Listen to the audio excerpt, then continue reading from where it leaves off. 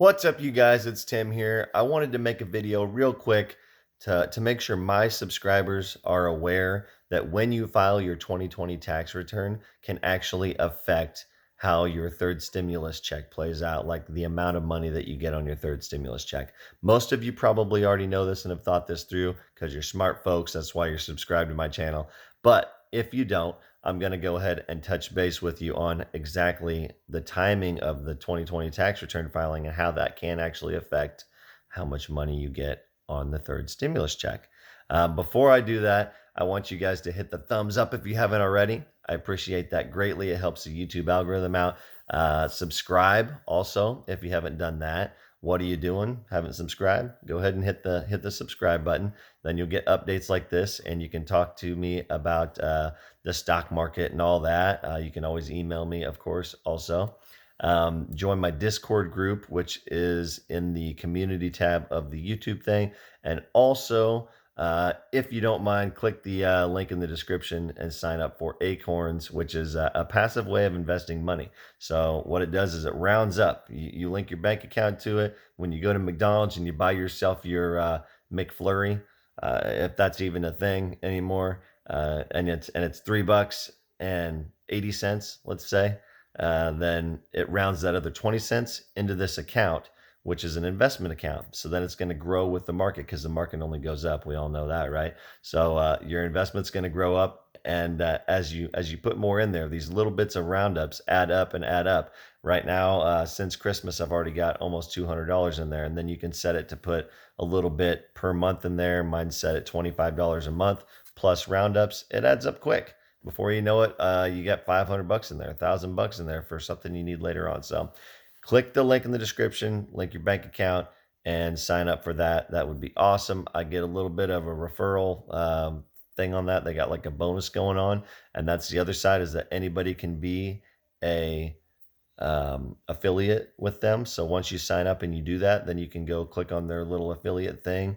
Real simple, quick and easy. And then you can do that, sign up your friends and family members, and they do bonuses all the time. Right now it's $250 for 3 people. Sometimes it's $500 for 5 people. So those referrals, those bonuses are actually pretty cool. So anyway, I think it's a good little side hustle to make some extra money on that. Plus, I like the company and I like what they're doing. I like the roundups, and it adds up quick. I think it's pretty cool. Anyway, so if you're interested in that, go ahead and do it. If not, that's cool. Now let's jump into the third stimulus check information that I wanted to share with you. In case you haven't read about this and you haven't seen it everywhere, a lot of people have been talking about it. When you file your 2020 tax return, can affect what your third stimulus check turns out to be. How is that? Okay, well, you need to think about your personal situation and how that is going to differ in 2019 to 2020. So what they're going to go off of with the stimulus check, the third round, is your AGI for your most recent tax return, right? So if you were to file your 2020 tax return right now and Congress gets the third stimulus check bill passed in mid-March or late March, or you never know because they drag their feet on everything, then it's going to go off your 2020 tax return most likely. If you don't file a 2020 tax return, it's going to jump back and go off of your 2019 tax return. Now, why does that matter? Well, let's say that in 2019 you made $100,000, and in 2020 you lost your job or laid off or whatever, and you only made $40,000. And then they make the cutout, the phase out amount of the third stimulus like $60,000. Okay, well, your AGI in 2019 would be too high to qualify because it's more targeted. But your 2020 AGI was lower because of your situation, so you would qualify. So that could be a big difference. If you go ahead and file your 2020 quick, it's going to go off of that most likely, depending when they pass it and what rules they put out there. But we're just working with what we got, the information we got so far. So that could be the difference between you getting a third stimulus or not getting one, depending on your financial situation and how it changed from 2019 to 2020. And it works the reverse way as well. So let's say that you made more in 2020 than you did in 2019. Then it might be in your best interest to go ahead and wait and not file your 2020 tax returns until later on. So you kind of got to look at your own personal situation and how it might benefit you to file sooner rather than later, or later rather than sooner. It also depends on dependents. So let's say they do $1,400 per dependent, and you had a baby in 2020. If you don't file your tax return for 2020 and they go off of your 2019 return, then in that case they wouldn't know about that extra dependent, right? So you wouldn't get the stimulus money for that dependent. Um, that's another thing to think about. So these are just things that I wanted to throw out there and make sure my subscribers are well aware of all these different things, and your scenarios, your personal situations, and how that might affect your third stimulus check. As of right now, the plan has been $1,400 per person per dependent. The timing is looking like they might pass it sometime in March.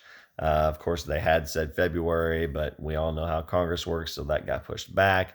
Now we're looking at March. But when there's too many different factors to really pinpoint exactly what's going to happen. But what we do know is they're planning on it being $1,400, so that way it bumps it up to the full 2,000 from the 600 second stimulus plus this one to equal 2,000. And then as of the latest, as far as we know, $1,400 per dependent. Now they're trying to change.